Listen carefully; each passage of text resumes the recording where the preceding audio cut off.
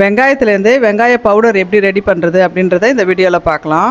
வெயில் காலத்தில் எப்படி நம்ம வடகம், வத்தல், ஊறுகாய் இதெல்லாம் ரெடி பண்ணிக்கிறோமோ அதே மாதிரி இந்த வெங்காய பவுடரையும் ரெடி பண்ணிக்கணும். அவசரத்துக்கு இது உதவியாக இருக்கும். இதுக்காக நான் 2 கிலோ 600 கிராம் பெரிய வெங்காயத்தை உரிச்சு வச்சுருக்கேன். அதை வந்து நீல வாக்கில் கட் பண்ணி எடுத்துக்கிறேன். இதை வந்து கட் பண்ணுறதுனா பண்ணலாம், இல்லைன்னா சிப்ஸ் சீவுற மாதிரி கூட சீவி எடுத்துக்கலாம். சீவி எடுத்த எல்லாத்தையும் இது மாதிரி பெரிய பெரிய தட்டில் போட்டு நல்லா உதுத்து விட்டு சீக்கிரம் காயிற மாதிரி மெலிசா பரப்பி விட்டு காய போட்டுக்கிறேன். நல்லா வெயில் அடித்தா இந்த வெங்காயம் சீக்கிரமே காஞ்சிடும். முதல் நாள் காய போட்டதில் பாதி அளவு காஞ்சிடுச்சு.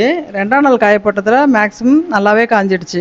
3ஆம் நாள் காய போட்டதில் நல்லாவே காஞ்சிடுச்சு. இது வந்து வெயிலில் இருக்கும்போது நல்லா கிறிஸ்பியாக இருக்கும். ஆனால் உள்ளே எடுத்து வச்சா ஒரு நாளுமே கொஞ்சம் நமுத்து போன மாதிரி ஆகிடும். அதனால் வந்து 3ஆம் நாள் காய போட்டதுக்கு அப்புறம் கொஞ்ச நேரம் ஆற விட்டு உடனே நம்ம வந்து மிக்சியில் போட்டு இதை அரைச்சிடணும். அரைக்கும் போது இதை வந்து ஒரே அடியாக அரைக்கக்கூடாது, கொஞ்சம் விட்டு விட்டு அரைக்கணும். கொஞ்சம் கீழெல்லாம் கூட கொஞ்சம் மிக்சிக்கு அடியிலலாம் போயிட்டு கூட கொஞ்சம் ஒட்டிக்கும். பவுடர் பண்ணுறதுக்கு முன்னாடி இதை வந்து வெயிட் போட்டு பார்த்துக்கலாம். வெயிட் போட்டதில் பாத்திரத்தோடு சேர்ந்து 402 கிராம் இருக்குது. பாத்திரத்தோட வெயிட்டு 114 கிராம். இதில் மைனஸ் பண்ணால் வெங்காயத்தோட வெயிட்டு வந்து 288 கிராம் இருக்குது. இப்போ இதை 2 இடம் மிக்சி ஜாரில் போட்டு பவுடர் பண்ணி எடுத்துக்கிறேன். ஸ்பூனால் அப்பப்போ எடுத்து விட்டு எந்த அளவுக்கு மையுதோ அந்த அளவுக்கு அரைச்சிக்கணும். பவுடர் பண்ணதை கொஞ்சம் ஆற விட்டுட்டு இதை அப்படியே ஒரு ஏர்டைட் பாட்டிலில் போட்டு ஃப்ரீசரில் ஸ்டோர் பண்ணி வச்சுக்கிறேன். இந்த சின்ன பாட்டிலில் ஏற்கனவே நான் ஸ்டோர் பண்ணி இதே மாதிரி வச்சுருக்கேன். இது வந்து 1.5 கிலோ வெங்காயத்தை 3 நாள் இதே மாதிரி காய வச்சு பவுடர் பண்ணது.